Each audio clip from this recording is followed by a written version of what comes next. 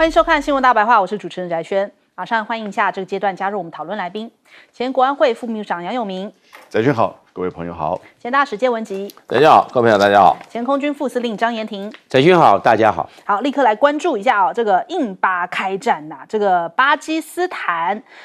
跟印度之间的这场战争哦，我们来看一下，从地图上面来看啊，主要是这个喀什米尔地区哦，现在目前呢就是双方啊你来我往这样子的空袭哦，印度轰巴基斯坦呢，这空袭了喀什米尔的9处哦，击落一架巴基斯坦的战机枭龙17哦，酿成了8国平民26死46伤。那巴基斯坦的回击呢是击落了5架战机，还有1架无人机，酿成了印度是12死57伤。当然，现在目前这个受伤的人数哦，伤亡人数还在增加当中哦。但是这已经是印巴20年来这个爆发最严重的暴力冲突了。那巴基斯坦总理办公室就讲说，现在目前已经击落了5架印度的战机跟无人机啊，而且还誓言要报复哦。那印度就说，这个他驻北京的大使馆否认，就说没有，我们没有这个飞机被击落，这是个假消息哦。但是呢，印度官方对外是讲说没有这件事情，可能是面子挂不住或是如何。但是呢，印度他们自己本身有媒体的这个匿名报道消息称哦，其实已经有3架印度的战机哦是在喀什米尔地方已经坠毁了。那其实连法国都已经证实了，就是有坠毁的消息，至少1架以上哦。那所以现在看起来，这个巴基斯坦的这个军武哦，变成了大家关注的一个焦点，因为巴基斯坦的这个武力哦，就主要是跟中国大陆所采购的嘛。我们也来看一下这空对空的交锋哦，歼十 C1 战斗机哦，搭载 PL-15E 远程空对空的飞弹呐，那还有这个霹雳15的射程可以覆盖印度境内的纵深目标，具有高精度的打击能力。那最新曝光的照片显示呢，坠毁在印度的喀什米尔的这些飞机的残骸上面，其实就印有法国制造商的一些标志。那也就是说，的确是有被击落，就是印度的战机。那再来陆对空的话，其实呢，这个巴基斯坦他们也用红旗哦，就防空系统包含了红旗9外销版，还有防盾2000，以及红旗16F1、红旗9B1哦，还有这个歼十 C1哦，这是它主要的一个防空系统。那这个巴军呢，他们是先用红旗9的防空系统锁定了印度的标风战机哦，再把目标传给了霹雳15空对空的飞弹，所以他们这个打法哦，让这个西方傻眼，就说哦，原来这一套中国战术哦是怎么样的一个打法呢？他说，这个当标风哦发现到被红旗9飞弹锁定要摆脱的时候，真正发动攻击的是霹雳15空对空的飞弹哦，也就是说，解放军传授给巴军这一套中国战术，还有这个歼十 C 这个以及霹雳15空对空的飞弹，形成了虚虚实实的这个空军战术，明明瞄准的是红旗，但是发动的是霹雳15，所以这一套战术哦，就在这个网络上面，大家就开始讨论起来说，哦，原来这个巴基斯坦就是用了中国大陆来的这样的一套虚虚实实的这样的一个这个空军战术哦，哇，才可以成功的击退印度。因为本来感觉上面印度哦好像压倒性的优势，但是没想到这么不堪一击，这样子就立刻被反击去了。那所以我们看看现在这个空战的规模。印巴其实发动了125架战机，激战了1小时。那这是8国的安全的消息人员透露，这已经是近代航空史上规模最大、时间最长的战斗之一哦。总计125架的这样的战斗机可以在空中打1个多小时哦，这很难想象。这我们等一下来问将军，将军是怎么看这件事情哦？因为我们很难以想象。那交战的距离有时超过了160公里哦，但是双方都没有离开各自的领空。那其实现在8国也很生气哦，可能现在底气也很足哦，有这么好的这个武器设备哦，说印度是点燃了地狱之火，还要扬言报复，讨回每一滴血啊。那巴基斯坦就说这个是要为烈士们的每一滴血来讨公道。那看起来这个持续在升温哦。那印度呢，现在倒是展开了外交战的一些这个他就想要透过外交方式来降温吗？印度打击了巴基斯坦，他们说是打击恐怖分子哦，随即展开了外交战，联系了美国、英国、沙国，还有阿拉伯以及日本这些国安高层哦，就说我们没有要升高局势哦，但是呢，如果八国要继续用军事来回应的话，印度将会坚决报复啊。那现在看起来，《印度时报》他们就算了一下，从5月7号开始哦，印度就已经展开大规模的这个空战演习，阵风啊、幻象2000啊、苏凯啊，通通都出现了。可是呢，也有人在讲说，没有，这可能是印度人自己驾驶上面的问题，这几台飞机、战斗机没有问题。所以总而言之就是大家出乎意料，这一次巴基斯坦的反击，让印度还甚至被打到要展开这个外交战哦。那再来，我们看到了这个中东这边哦，因为川普又有一个新的发想，就说要把波斯湾改名为阿拉伯湾。伊朗超气的就是说此举没有法律或是地理的效力哦。那唯一的后果就是激起全体伊朗人的怒火啊！而且呢，在其实面对到也门的时候呢，虽然说现在他们讲说，好像要暂时停火，可是以色列又再度空袭了也门，那胡塞也多目标的挨轰哦，伊朗的地下弹药库也爆炸，那所以现在看起来这边中东的战火也还没有真正的平息哦，连美国的航舰这个杜鲁门号还有 F-18都有传出这个落海被袭击的消息哦。那首先我们来请教一下将军怎么看？我认为巴基斯坦在兵力部署上比较占为，虽然他的兵力弱势，因为印度有142万的军队，巴基斯坦就70万，这大概就刚好就一半而已。所以巴基斯坦他的部署是陆军前进部署，但是他的空军呢少兵在前，多兵机动，是这样子。为了怕被第一击，他都在后方，所以他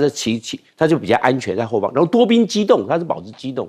那这一次，这个巴基斯坦把印度干掉了2架标风战机，一架幻象2000，还有一架苏凯30，另外一架是米格29，总共是5架，这是巴基斯坦所宣称。而且巴基斯坦还活捉了印度的飞行员，他弹射跳伞就把他活捉。对他很看，这个巴基斯坦对印度的飞行员，他抓到了印度飞行员，对印度的飞行员非常好，善待之。他这个影片上，大家都可以在网络上都可以看得到。但是这个样子，他的战术是这个样，他的这红旗9B哦，因为中国大陆卖给巴基斯坦的就是红旗9B是最好的，红旗9A 他没有卖，他卖红旗9B是改良型的，红旗9B 的雷达比较好。那他找到了目标，搭配了空中预警机。巴基斯坦的空中预警机是中国大陆帮他做的，由运8改为空中预警机，他把这讯号链路传给空中预警，空中预警在空中看到目标，再加上这个红旗9B 的这个雷达，都普勒雷达，这个都普勒雷达看到了目标，跟空中预警手看到了目标，鉴别敌我识别就是这一架，然后由歼10C发射霹雳15飞弹，是这个样，霹雳15飞弹，然后由空中预警指导变成 A 射 B 导，歼10C发射霹雳15的空对空飞弹，然后由这个运8改良型的空中预警去指导去打那一架标风战机，是这个样。所以它是有组合训练，有配套演练，巴基斯坦练过的这一套是中国大陆研究出来的，所以叫 A 射 B 导。换句话说，巴基斯坦的这个链路，空中情报的链路已经完成了。所以是这样子啊。那个毕竟这个歼10C的雷达不够，看得不够远，只能看到150公里而已。但是它挂的霹雳15可以打250公里，也是改良型的。因为中国大陆一般出口，它只出口140公里的射程，但是卖给巴基斯坦可以打到200公里，是这样。那200公里，那雷达打得比雷达很远了，雷达还没看到，那但是空中已经知道啊，所以交给空中仪去引导打那个标风战机，是这个样子的，不是歼10C的雷达去锁定，然后由歼10C的霹雳15去打。那这样子，因为歼10C的毕竟的空用雷达，因为它的这个我们讲到了，它的能量不够，因为雷达非常吃电，空中的战机的雷达吃电的电量不足，所以它看的距离是有限的。同样是相位阵列雷达，但是要看它的电力 power 够不够强，是这样。那这样子，它的 A 射 B 导这方面的配套演练做到，而且它链路已经练得很好了。然后在这一方面，可能印度也比较这个大而化之，掉以轻心，在这个在这个不是逆中战机的状况之下，很容易就被巴基斯坦的都柏热雷达发现了，然后又隔了边境，他们攻击又没有隔了海，所以就这样子了，一下子就损失了5架。我认为印度会克制，因为巴基斯坦他讲要叫核武部队也要准备到，换句话说，他没有完全排除，那大家都会紧张一点，因为核武的部队准备到就是说。核武的装置跟引爆装置是结合在一起，叫做核武预备哦，只是没有装到飞机或飞弹上面而已。那这个方面的话，这个局势来看，还是有一点点紧张。好，来请教介老师。对，我想这一次这个战果哈，这个全世界的网民都有一点点这个热议啊，产生热议。那甚至越南的这个网民也在谈。最主要，我想这一次这个接触战哈，那么最大的亮点是在哪里？就是巴基斯坦的这个歼10C啊，把这个印度的啊，这个法国的标风战机给打下来，而且事实上，我看大陆的这个网站上已经有这个被打下来的那个印度飞行员的被活捉的这个片子已经出来了，那躺在地上。然后呢，身上有血了，对，不过还是活着就对了，所以就变成就是说，现在大家就变成就是说都在探讨的一个就是说，标风战机还有没有前途？有没有人还要再买这款飞机？然后呢，那歼10C现声名大作，声名大噪。当然就是说，现在印度方面是还没有完全承认，因为昨天在这个 CNN 报道的时候，就说他本来报道说是中国大陆的这个飞弹，他没有讲清楚是飞弹还是怎么样，那就是说击落了3架标风。刚刚这个张将讲是2架标风，1架这个幻想2000，那基本上都是法国的飞机啊。对，当然俄罗斯的飞机没有提啦，主要是法国的，因为法国的尤其是标风是最近才来的，而且在国际这个军武市场上是很夯的一款武器。没想到这个实战啊，一下就被中国大陆的这个战机啊，或者是防空系统啊，把它连续打下2架。那所以这个在这个军武界的话，我讲还有军迷来讲是一件大事，是一件大事。当然就是说歼10C的话，就是刚刚讲它主要它除了它的这个雷达系统比较优越之外，它配备的这个霹雳15也是距离比较远的。刚刚张军还有就是说还有这个空中这个预警机啊也加入了。那现在还有一个，我看这个外界还有一个传闻，就是说也有说那个飞机是被什么？是被这个红旗9打下来的。那甚至有说是这个美国国会已经好像提出要求啊，要中国大陆啊提出去美国国会作证，然后来说明一下你这个红旗9系统啊是怎么把这个标风系统打下来的。对这个红旗9也很好奇，所以我觉得这一仗啊，虽然是硬巴打，那打垮了一个法国的这个标风战机，那它的达硕公司，我想会遭受到股价的重创。那么打红了中国的成飞，也就是这个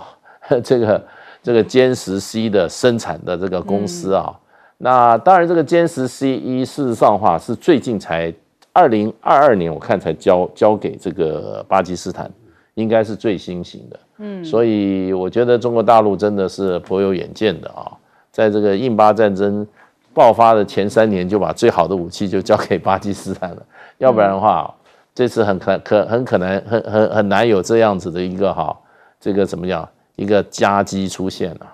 还有大陆的网友形容这是一个最好的直播带货，就是让他们的这个销售量恐怕接下来是看涨。我们来问一下杨老师。那我把这个剧码稍微这个往前带一点，这个当然就是4月22号发生了恐攻之后，印度第一时间就指控巴基斯坦的政府在后面主导，所以呢。双方就在边境上、实控线上有交火的行为，那大家都期待，就会不会像2019年一样，印度就会攻击跨界攻击巴基斯坦？那果然这个时间点就在5月7号凌晨。其实双方啊，巴基斯坦跟印度啊，加起来125架飞机起飞，那但是各自都在各自的领空范围内，可是呢，双方的导弹的发射的距离，直线距离来到了160公里。所以如将军所告诉我们的，其实它是一个复杂的，就是说雷达侦测，然后呢这个锁定、发射，然后导引这个过程歼10，然后呢 PL-15霹雳15。那歼10的制造商那个成飞昨天的股价一下涨了11.85%，所以大陆这边大家对这个事实认定很清楚，因为6-0，还加上一架很大型的以色列的无人机，6-0在一个空战当中125架，然后呢，伴随着所有的相关的这些防空系统，飞机，双方都是大概现在拥有这个，就两国而言是最先进的。那但是呢，就中国大陆，它还有歼16啊，陆航空我们经常叫歼15啊，然后呢还有歼20啊，那如果6代机歼36，甚至这个歼50等等之类，后面还有更先进的。这是中国大陆的武器系统、武器平台第一次实战的测试，而取得6-0。那这个当然戏就被带歪到完全就是军事的比赛。然后呢，各位，更重要的是，在印度这边它过去其实相当高的比例，7成8成是来自于俄罗斯的作战系统平台。但是过去这5年呢，俄罗斯在印度的军事这个武器平台当中已经降到36%，这是《纽约时报》的报道分析。而美国的在这几年呢，快速的增加。就在4月份的时候，莫迪不是还去了这个见了川普？川普说我们会加大军购印度，然后最终会要出售 F-35什么时候出售不知道，几架也不知道。另外一方面，巴基斯坦早期的时候，巴基斯坦是有这个 F-16，它到现在还有 F-16。2019年的时候呢，就是巴基斯坦一架 F-16把印度一架飞机打下来，然后呢，美国就跟巴基斯坦说，以后在跟印度的这个交战过程当中，不准使用 F-16，因为美国要把印度当做一个制衡中国的伙伴嘛，他怎么会让你在阿富汗战争的时候呢，出售给巴基斯坦的 F-16？所以这次没有 F-16，通通人没有 F-16，就是这个巴基斯坦现在呢，80%都是用的中国的武器系统，所以各位。这个所谓的印巴战争，这个所谓的125架的架次的对战，6-0的战果，根本就是中美的军武的一种较劲。你虽然飞机没有被击落是美国没有美国的，但是呢，整个武器系统以及接下来就代表的，其实印度跟巴基斯坦之间呢，就是在南亚之间美中军武的较劲跟代理啊。好，我们先休息一下，广州忙回来。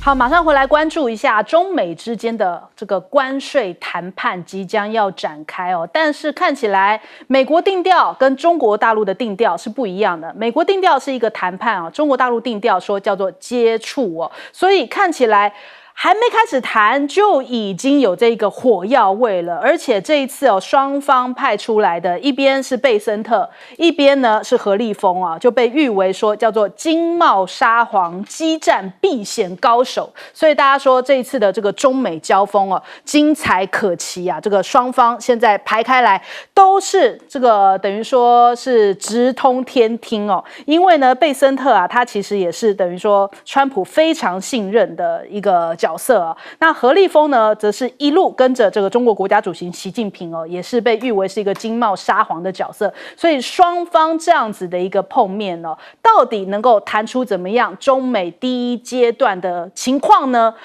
我们继续来关注那再来看到了这个，现在川普自己反复他讲说，现在又不考虑要降对于中国大陆的这个145%关税，明明之前才讲说，这不能这么高要考虑谈要往下调降哦，但是在谈判之前他又变了，他又改口了。那所以北京看到你的改口，也讲说我们这个叫做接触，所以不会牺牲任何的原则跟立场啊。所以大陆方面的态度也是十分的强硬。那还有一些大陆专家在讲啊，我跟你接触呢，不等于谈判，也不意味着让步哦。所以不论是在他们这个内部的话语哦，跟这个定调上面，也都是释放出来。我们这一次叫做跟你接触看看，但是不代表说我们是跟你低头哦。那因此呢，看到了这个大陆商务部的定调非常精准，他就说啊，这个为什么要接触，是因为全球期待。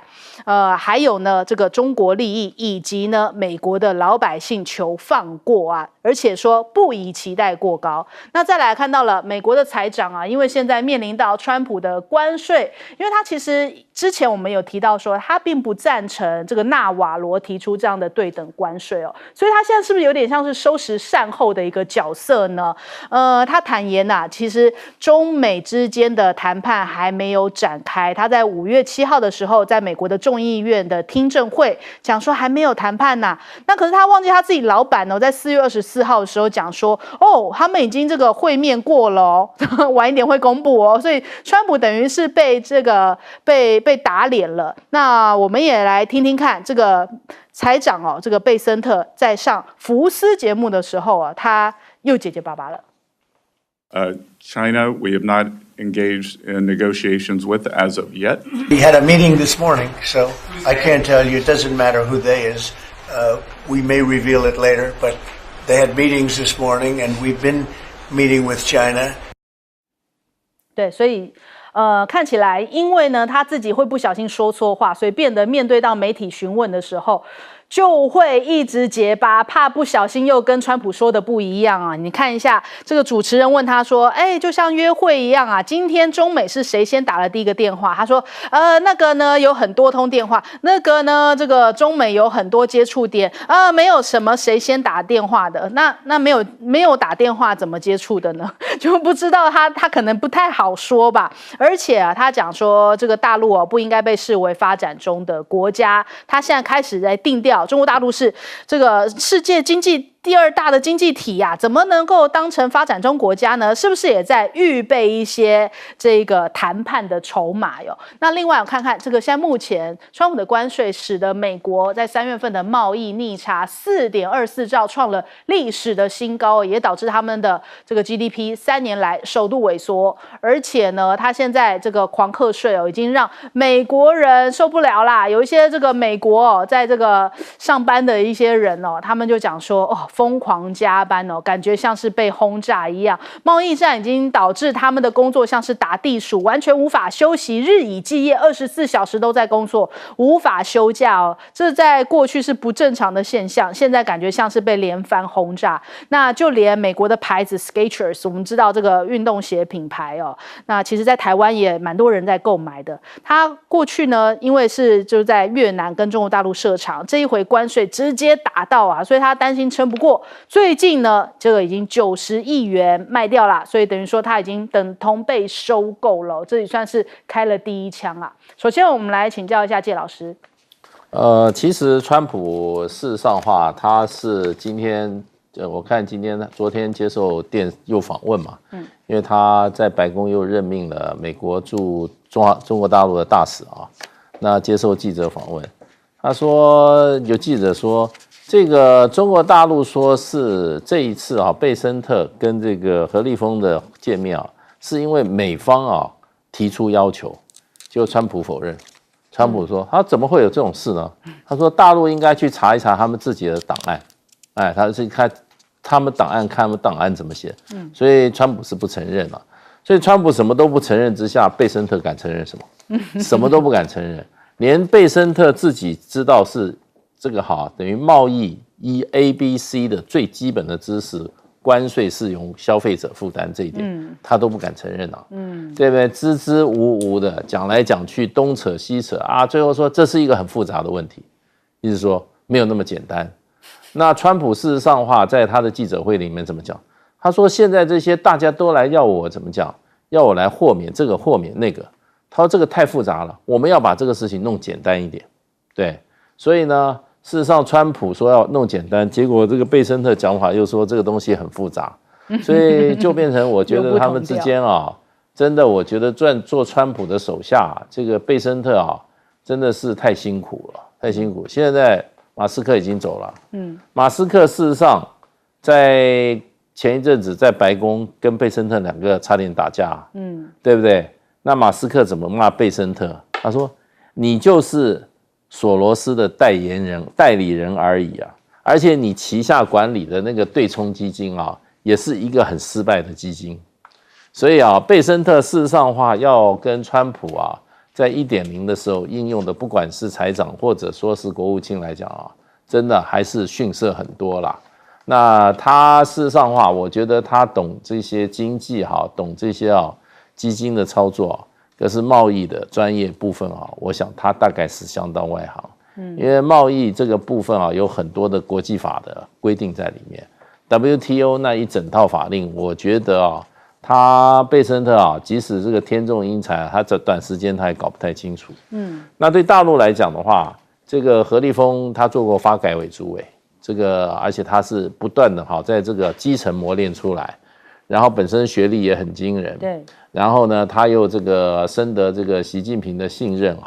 所以我觉得就是说大陆只是派何立峰去跟他怎么样，只是去接触一下而已的，所以呢。川普大概也清楚了，所以就是说，不考虑降价，把价码又拉得很高。可他要考虑一下如果这个谈判没有什么结果出来的话，会恐慌的是美国。美国的经济现在怎么样？在面临断崖，对不对？他这个联准会已经不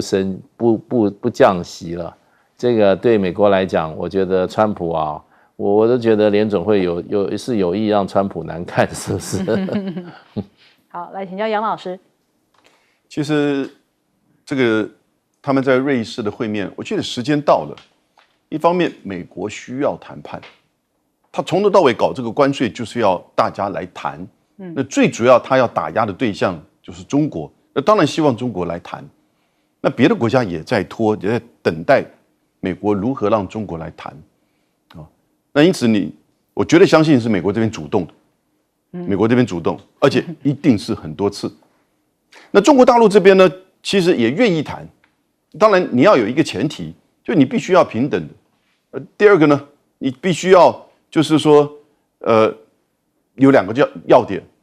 芬太尼是你美国的问题，然后呢，对等关税是不合理、公示错误也不可行的。这个我觉得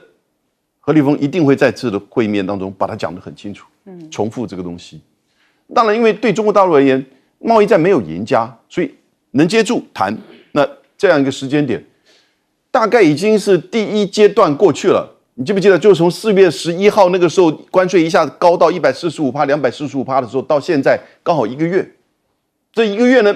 川普就透过各种方式，你看极限压迫，然后呢，也对别的国家，那别的国家都看得很清楚，2个大象在打架。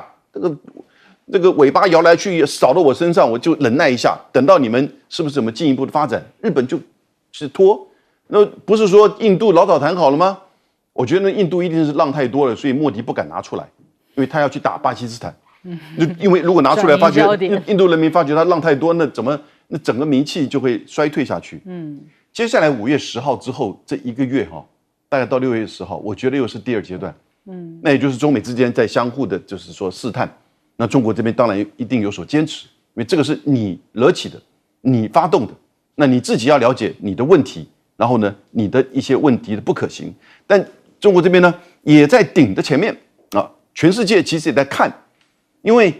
各国其实在美国的压力之下，如果都是单边的跟美国接触的话，那抗拒不了这个压力。所以中国大陆也了解，所以在这个时间点说，好，来，我跟美国接触。大家先稍安勿躁，看看我跟美国人谈的这个情况。但是呢，我一定会让他知道，川普你这个不可行、严重错误。为什么？因为美国时间不多了，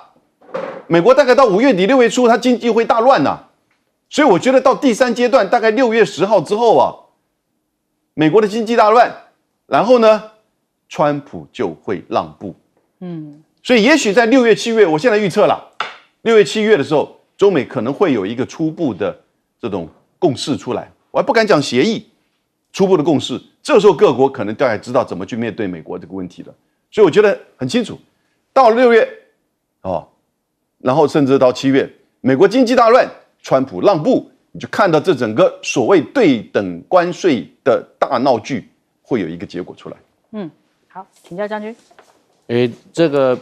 现在由关税战呢打到最后面，现在变成打面子战了。对，大家都要面子了。这打了面子战呢，大家害经济都不愿意打第一个电话。其实，川普有不得不的苦衷，川普这还先要跌下头来不可，因为现在川普面对的3大障碍，第一个，现在美国是世界上第1大经济体，中国大陆是第2大经济体，中国大陆还在往上跑。那以前在改革开放前，中国大陆的 GDP 占全世界的只有1.5%，现在中国大陆 GDP 占全世界的18%，整整增加了12倍。所以美国没有办法碾压式的对中国大陆实施经济战，它的底气不够了，因为中国大陆还在走上坡，而且中国大陆是世界上最大的贸易，就我们讲到的制造业大国，它已经超越美国了。现在全世界最大的制造业大国是哪？中国大陆，所以它产品一直在出口。那美国还在走下坡，所以这个此起彼落，美国的底气就不够了。这是川普面临的第1大障碍。川普的第2大障碍就是英雄主义，但是英雄主义要有经济的底气来支撑啊，经济底气又不够，而且他只有4年任期，4年呐，他只能当4年呐。那现在他的时间压力就很大，有的东西有的政策还没有搞定，4年就到了。因为这些政策弄下去的话是要时间呢，所以川普面对非常沉重的时间压力，要在4年内搞定，有的东西根本不可能。我们随便讲，我们盖个捷运都不止4年，是这个样。所以他的经济政策怎么办？时间压力压在川普身上，永远挥之不去，而且越来越短。那他怎么办？所以川普非常着急，非常紧张，压力非常大，夜不成寐，这是正常的，这是第2大压力。川普面临的第3大压力就是战线开太多了，对全世界都经济开战，对日本、对印度、对韩国、对台湾、对英国、对法国、对德国都在做经济上的开战，战线开太大了，不可以。他也有针对性的战场，结果他是全面作战，包括澳大利亚都得罪，是这个样啊。所以川普的这一个战线开太广，一发不可收拾，怎么样去面对？他会焦头烂额。他到现在会说，第一次用搞定15个国家，到现在为止还没搞定。川普上任100天了，这个关税政策已经1个多月了，你看看到现在为止1个国家都还没搞定。印度有一点点眉目而已，日本没有搞定，韩国没有，台湾影子都还没有。所以川普的战线开太大，战场开太广，到现在为止没办法一时间就控制，要置重点于中国大陆，他却没有把握这个重点。所以我们讲，川普的3大障碍使他川普的底气是不够的。好，我们先休息一下，广告之后马上回来。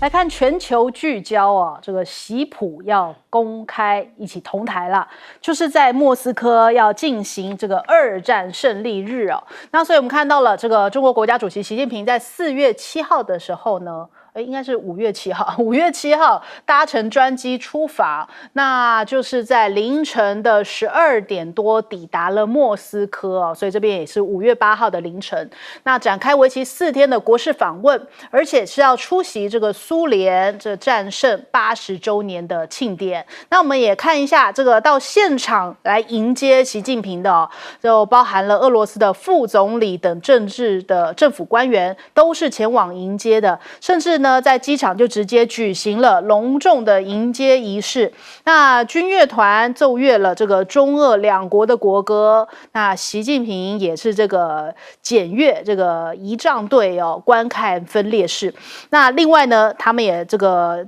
聚焦，就是其实这一次习近平才刚下飞机哦，就提到了中俄坚决反对霸权主义哦。作为这个世界主要大国，还有联合国安理会的常任理事国，这个坚决维护以联合国为核心的国际体系哦，反对这种霸权主义跟强权政治，要实践真正的真正的多边主义。那其实外媒也都在聚焦啊，等于说这个习近平跟普丁啊这样子一起盛大出席这一场这个2战的胜利日的活动，阅兵活动啊。CNN 是说，习近平作为普丁的贵宾，在胜利日的时候，阅兵前抵达了莫斯科啊。华尔街日报说，尽管美方希望与中国大陆保持密切关系哦，但是呢，习近平仍然前往莫斯科参与这个普丁的阅兵仪式。那另外还有这个众多的媒体啊，他们都在关注说，现在是不是代表着中俄双方的这个友好关系又在更进阶了？是不是对于美国来说，倍感威胁呢？那另外我们看一下这一次这个红场胜利日的阅兵哦，其实包含了像是中国、古巴、巴西、白俄罗斯、塞尔维亚、委内瑞拉、越南这些国家都有去参加。那这个甚至呢，他们还有这个外国方队哦。这个克公有讲到，他其实这一次包含了像是中国大陆、越南、埃及哦，他们都有13个国家都有参与这一场阅兵哦，有一些方队会在这个上面展示出来，就是他们也参与这一场阅兵行动啊。那再来这个最重要的就是普丁跟习近平他们提到2战，为什么要特别定调2战呢？因为最近在国际之间呢，好像对于2战的结果要做一些篡改，所以这个普丁就讲说，坚决不妥协的方式抵制任何歪曲历史篡改2战结果，来粉饰或是遗忘纳粹军国主义以及帮凶这些犯下的一些暴行哦。那习近平提到的是说，中俄作为世界主要2国，那其实呢也要一起携手捍卫2战的胜利成果。那讲这一番话其实是不是川普就出来又要讲说，我也要在这个2战胜利日特别来宣布一下，要在美国定为国定假日哦。他说呢，主要呢就是美国的角色，他说，我们从未居功，其他人都这么做了，那全世界盟国都在庆祝我们2战大战中的胜利哦。那唯一不庆祝的就是美国，但是呢，这场胜利是完全因为美国才实现的所以在这个节骨眼，他也要出来表述一番。那还有这个另一方面，他好像也在释放这个讯号，在跟这个普丁拉拢关系嘛。他说如果呢俄罗斯还是8国集团成员呢，现在就不会有荒谬而致命的战争了。但是俄罗斯看得很清楚俄罗斯知道这个中国大陆才是真正的朋友而且不止俄罗斯，现在好像世界各国因着川普的贸易战更看得清楚，就是说谁相对稳定，谁相对变来变去那我们看连扎哈罗娃提到了中国大陆的发展他这一段访问还是用中文来受访的哟，我们来听一下。中国的发展很厉害，上海我去过，天津、深圳、长春，很多地方去过，我还会讨价还价。对，不得不佩服中文讲得真好讲得真溜所以他还会用中文来杀价呢，所以代表这个入境随俗那再来看到了这个习近平在国内外的地位我们看到这个法广有讲说，这个现在面对到川普的不确定性其实习近平让中国更显得是一个负责任可以替代美国的大国，而且在前一阵子他访问这个东协3个国家的时候，其实也强化了跟川普不同的鲜明对比。那欧盟现在也不想要跟美国赶快签协议觉得说现在签都是这种糟糕的协议，还不如呢跟中国大陆拉拢关系所以他们就现在互致贺电，这个双方中欧建交50周年，看起来中俄关系也变好了。但是更让大家傻眼的是，连乌克兰现在都不相信美国了吗？乌克兰的央行行长宣布了一个消息说要考虑放弃美元天哪，就是连乌克兰对于美国都投下了不信任票。首先我们来请教一下介老师，刚刚看到那个俄罗斯外交部发言人扎哈罗娃中文那么流利他不是后来学的，他小时候在北京长大的因为他爸爸是这个当时苏联派驻在中国的外交官所以他在北京住了蛮长一段时间的，讲得真溜所以这一定要从小学，所以你看他讲话不用思考的，这语言是从他的自然的这个反射动作里讲出来的所以这个俄罗斯搞外交高明他有真正的怎么样各国的通。你像这个美国这些外交官说实话，还有什么中国的这个专家，天天写文章讲中国，讲一句中国人都不会讲对，那它都是二手资料啊，道听途说嘛，对，所以我看美国这些华府这么多智库，这么多啊，自认为哇台湾专家、中国大陆专家，真的会讲中国话能讲得好的几乎没有啊，对这些啊，你要他讲，他结结巴巴讲2句，其他都讲都不会讲得通。所以这些人怎么能才评价外国的关系呢？那尤其跟中国的关系，他们根本不了解，所以就变成就是说，他们的外交真的跟俄罗斯就不一样。俄罗斯事实上话，他们有一个东方学院，那从这个沙俄时代就对亚洲、对这个好、对中国、对东亚所有的这些从历史、文化、政治、军事有非常彻底的这个好研究了。所以其实我想，这个普丁啊，这次非常高规格的欢迎习近平主席去啊，习近平主席也去这个莫斯科哈，在俄罗斯很重要的节庆里面哈，等于说啊，这个支持俄罗斯的立场。那这是因为两国就跟普丁讲说，他很早他就发觉他要发展跟中国大陆关系，原因是什么？他说利益相同。国与国之间不要随便讲什么这些情感啊什么，那不切实际的，利益相同，那就可以结合在一起。那事实上的话，2024或者之前，每次习近平跟普丁见面都会发表一个很长的一个共同宣言，那里面就是说啊，那个大概这个合作项目都有20-30项了，而且谈得很具体。那我想习近平这一次去莫斯科啊，因为是国事访问啊。那么前2天是国事访问，我想也会发表一个非常具代表性，而且会谈到很多细节的一个共同宣言。那个一方面是盘点过去两国这个工作阶层在这个合作案上面的成绩另外一方面还会有新的项目。所以我觉得中国大陆跟俄罗斯的关系未来不是说3年5年会这样子的密切我想起码10年20年都会非常的密切。好，请教杨老师。其实昨天习近平在到达的时候，他写了一篇文章，发表在俄罗斯的就是政府的机关报，叫《俄罗斯报》Gazeta。那他的这个标题是叫做"以史为鉴，共创未来"。我觉得这一次就是中俄之间的普习会，代表的当然也是在俄乌战争即将可能面临一个阶段，同时又面临到美国川普的关税战的时候呢，这2个国家中国跟俄罗斯再一次强化他们的全面性的战略伙伴关系。因为美国川普曾经说想要去联俄制中，但是呢关税又打全球，同时你又看到就是中俄之间在这个战争结束之后，经济战略跟军事安全是不是还会继续合作？这是一个重点。但另外一个重点其实是这次会议不管是普丁还是习近平这边都要重新定义一个2次大战之后的历史的论述，这个很重要，也就是一种修正主义的观点。因为2次大战结束之后，冷战到现在，那是美国西方所定义2战是怎么样回事，怎么结束，以及结束之后应该怎么样。但是同样作为2个战胜国，俄罗斯、中国却是没有任何的话语权。那这一次呢，我觉得很重要。我看了习近平的这里面的内容，就第一个他反霸权主义，而且提到中国跟苏联是肩并肩打胜了法西斯的这个势力，所以历史是国家和人类的传记，要坚持正确的2战史观。时间的关系，我就直接的讲到，他提到有一段蛮长的一段，提到台湾。他说今天是台湾光复80周年，台湾回归中国2战胜利的后果跟战后国际秩序的重要组成部分。他还举到开罗宣言跟波茨坦宣言一系列具有国际法效力，确认了中国对台湾的主权。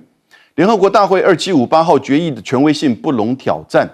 无论台湾岛内的情势如何变化，外部情势如何捣乱，中国终将统一，也统一的历史大势不可挡。然后呢，对于俄罗斯支持台湾是中国领土不可分割的一部分，反对任何形式的台独，那中方对此高度评价。这个其实，在台湾我刚刚把它念出来，有些人可能觉得有些刺耳，但不要觉得刺耳，这就是我们要面对的现实，也就是两岸要面对共同的这个问题。所以现在这两个大国，我们刚刚还谈什么？中国的武器在这个巴基斯坦耀武扬威的，就是6-0，得到这样子的一个成果。那也许耀武扬威这个形容词用的不对，但是这个就表示什么？这个中国的崛起，那个谁 ，Google 的前 CEO 已经说，中国是科技落后美国的时代老早已经结束了。这个时候，中国领导人在俄罗斯这个时间点去重新认定2战之后的国际秩序，特别关两岸跟台湾和中国大陆之间的关系，台湾人一定要深刻的警惕到、了解到。好，来请教将军。这个俄罗斯的红场阅兵呢，它有3大特色。这3大特色，因为它是2战胜利80周年纪念，所以它扩大在红场阅兵，邀请了13个国家有这个阅兵的方阵通过，那是分列式通过，所以它这个是展现了军事交流。那除了这13个国家有阅兵方阵之外，其他的国家没有派阅兵方阵的，俄罗斯都邀请他的驻莫斯科的军事武官通通列席。所以你看，很多穿各国的军服的这些武官、少校、中校、上校都在那边都列席，这么做，在那个当做被邀请的贵宾之一，是这个样。所以这是算是一个军事交流，让莫斯科、让普丁在这一方面，有这方面的这种阅兵上的宣扬。第二个，我认为，因为现在俄乌战争，乌克兰现在已经打了3个月了，那现在的话这个俄罗斯还在举行阅兵，换句话说，在这一方面，这个俄罗斯所展现的是它的军事战略底气，所以它这个已经走到军事战略这一方面了。表示说，在俄乌战争在这个进行当中，战争在 ING， 它还可以从事阅兵，还可以在军事方面游刃有余，还可以调兵遣将，还有很多的军事筹码在手上，它还没有做展示，还没有送上俄乌战场的前线去。所以俄罗斯在这方面，还在展现它的军事战略底气还很够，不然他不要举行阅兵，因为全心全意去打俄乌战争就可以了，是这个样。所以军事战略这一方面，我认为普丁在这方面有做一个很细心的思量跟规划，所以才决定80周年2战胜利红场阅兵扩大办理，是这个样。那我认为第3个外交战略，它这个也是展现外交战略，因为从美国总统川普上任到现在为止4个月了，他1月20号上任，那现在将近4个月了，他现在想要见普丁还没见到，想要见习近平也没有见到，结果他们2个先见到了，变这个之间这种外交战略是非常微妙的，大家你来我往这个合纵连横互相互动都在这个捷足先登，结果你看看普丁就把习近平先拉过去了。而且到那边不是待1-2天，不是蜻蜓点水沾个酱油就走了，不是待4天。你看他当初这个在机场接待的时候铺那个红毯，还在教育他的仪仗队有没有？俄国的仪仗，俄罗斯的仪仗队是这个样，这个具有外交战略的意涵在里面。结果普丁一看，这2个都没有见到，结果2个先见面了，